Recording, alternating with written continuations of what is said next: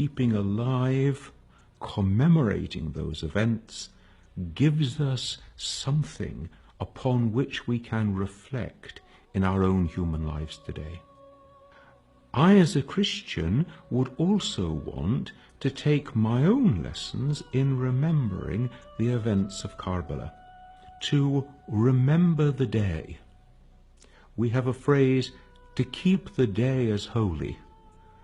Holy not in the sense that this is a wonderful thing, but holy in the sense that this is a profound moment of human history.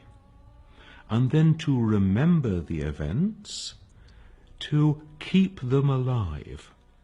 The word remember doesn't just mean, oh, I recall the facts.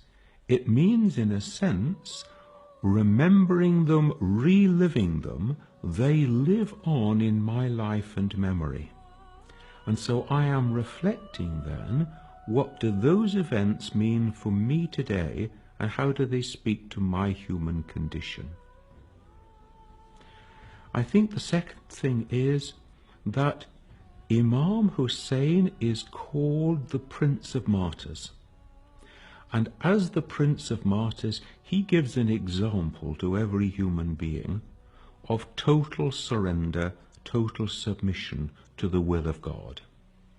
Because the martyr is one who makes the total surrender of their life to God. Even my very existence is in your hands. If it be your will, I will accept death at the hand of the enemy.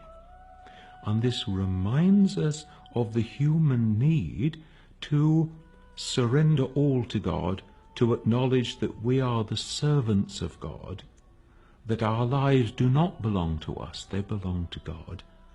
And if it should please God that I should die at this time in this way, who am I to complain? Who am I to say to God, I know better? So martyrdom is a profound example of human submission, of human acceptance of the divine will in all things.